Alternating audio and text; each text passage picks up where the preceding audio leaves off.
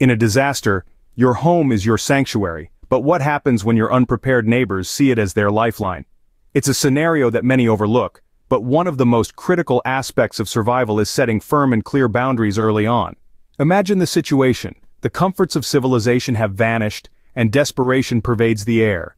Your neighbors, who once shared casual barbecues and friendly chats, are now driven by a primal need for survival. They see your home, your preparations as their last hope.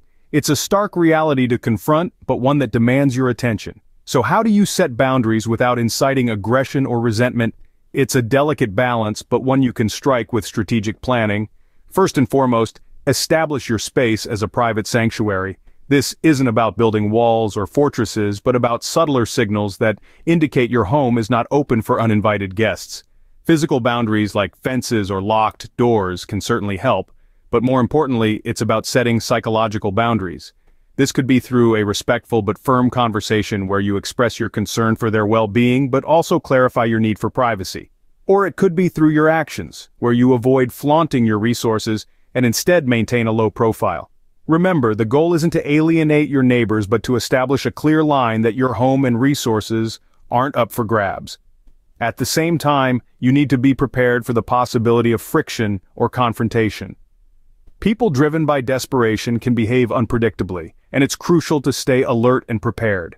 Strategies for managing such situations will vary based on individual circumstances, but the key takeaway is this. In the face of a disaster, your home is your sanctuary, and you have every right to protect it and your loved ones within. Remember, clear boundaries are the first step towards maintaining your safety and resources.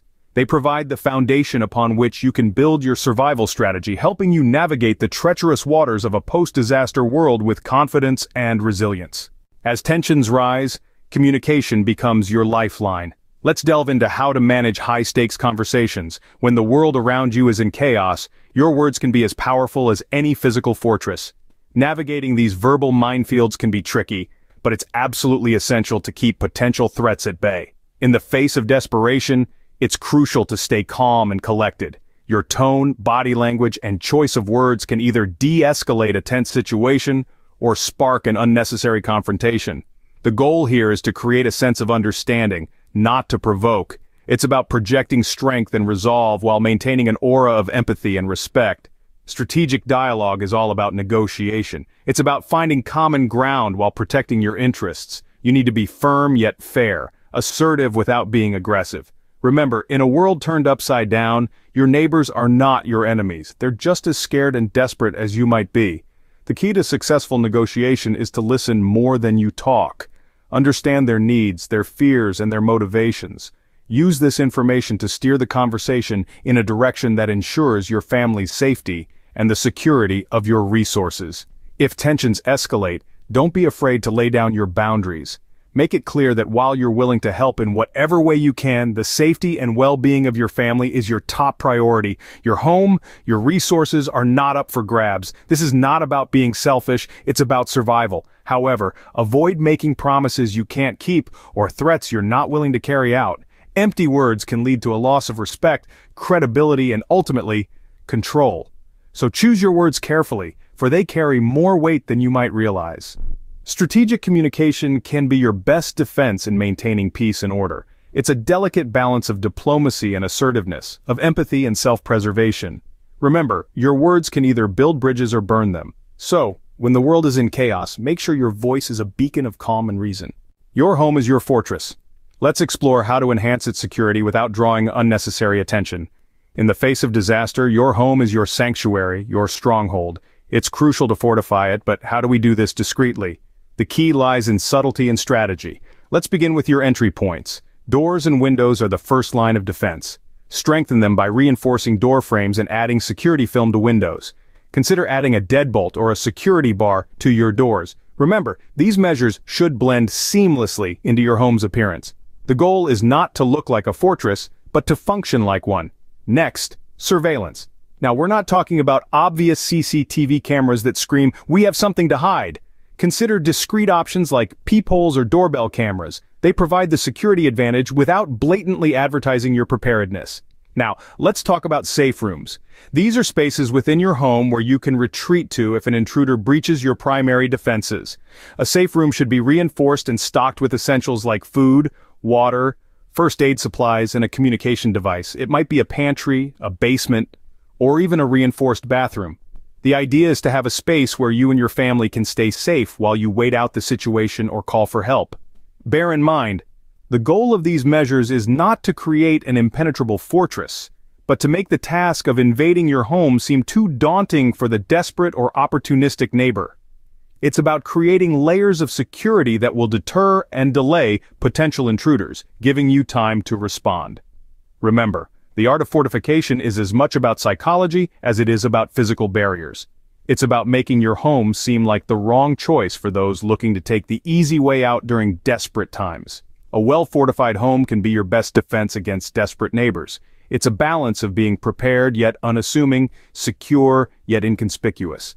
The goal is to keep your family safe, your preparations secure, and your sanctuary intact. So let's fortify and defend without drawing the attention of Desperation Next Door. In a disaster, is it better to collaborate or isolate? Let's weigh the pros and cons. On one hand, there's strength in numbers. A community can pool resources, share skills, and provide mutual support during a crisis. Neighbors can band together to defend their homes, assist each other in gathering supplies, or even share the burden of physical tasks like fortifying defenses or maintaining a safe perimeter. But on the other hand, there are risks in forming alliances. Not everyone comes to the table with the same level of preparedness or the same mindset of self-reliance. Some might see your stockpile of resources as an easy fix for their lack of planning. And then there's the question of trust. In a disaster scenario, trust is a precious commodity. It's easy to say, you'd trust your neighbors with your life. But when push comes to shove, can you really? Can you rely on them to make the hard decisions, to put the group before their own interests, to adhere to the rules and norms that keep the community functioning? Balancing community support with self-reliance is a delicate act. It requires clear communication, firm boundaries, and the willingness to put the group's needs ahead of personal desires. It requires a shared understanding of what survival means and a commitment to achieving it together. But isolation too has its advantages. It allows you to maintain control over your resources, your decisions, and your destiny. It eliminates the potential for conflict within a group and ensures that your survival strategy is tailored to your specific needs and capabilities. In the end, the decision to team up or go it alone depends on the specific circumstances and your personal survival strategy. When resources are scarce, tough decisions must be made. Let's delve into the hard truths about resource allocation. In a survival scenario, your resources are your lifeline. They are the buffer between you, your family, and the harsh realities of a world stripped of its comforts. There may come a time when you're faced with a choice. A neighbor comes to your door, desperate and hungry. You have enough food to feed your family for a month. Do you share, potentially reducing your own survival prospects, or do you turn them away? This is a decision no one wants to make. But in the unforgiving world of survival, it's a decision that may need to be made. Now let's be clear, this isn't about being heartless. It's about understanding the gravity of the situation and making the best decision for the survival of your family. The reality is, if you give away your resources and then you run out, you've not only endangered yourself, but also those who depend on you, your family. So, how do you make these tough calls without compromising your morals or endangering your family? It starts with understanding what your survival priorities are and sticking to them. Your first priority is the safety and well-being of your family. If sharing your resources jeopardizes that, then the answer is clear. That doesn't mean you can't help others. Perhaps there are ways to assist without compromising your own survival, like offering knowledge or skills instead of tangible resources. But remember, in a survival situation, your resources aren't infinite. Every decision you make, from who you help to how much you give, has a direct impact on your own survival prospects. It's a harsh reality, but it's the reality of survival. Remember, your primary allegiance is to those within your own walls. Making tough calls is part of ensuring their survival. Surviving a disaster isn't just about enduring a temporary ordeal. It's about emerging strong from a potential societal collapse. It's about safeguarding your family and all the preparations you've tirelessly put together when the world outside is desperate and your neighbors come knocking. We've covered a lot of ground together. We've explored the importance of setting inviolable boundaries, of asserting your space effectively, and ensuring your home remains a fortress without inciting aggression from those who might see your resources as their salvation. We've examined the power of communication as your first and best defense in managing high-tension situations. You've learned how strategic dialogue can keep potential threats at bay, ensuring your resources remain secure and your family safe. We've delved into transforming your home into a discreet stronghold, enhancing the security of your entry points, setting up surveillance, organizing safe rooms, all to make sure your home's defense is paramount without drawing undue attention. We've looked into the dilemma of community versus isolation, understanding when to collaborate and when going it alone might be your safest bet. Balancing community support with the essential need for self-reliance can be a tightrope walk, but one you are now better prepared to navigate. And finally, we've discussed survival priorities, the hard truths about resource allocation, when sharing could undermine your own survival prospects, and how to make tough calls without compromising your morals or endangering your family. Remember, this isn't just about survival, it's about resilience. It's about standing strong, about preparing for the worst while hoping for the best. It's about facing the brutal truths of a disaster scenario head-on and knowing that you are equipped to handle it.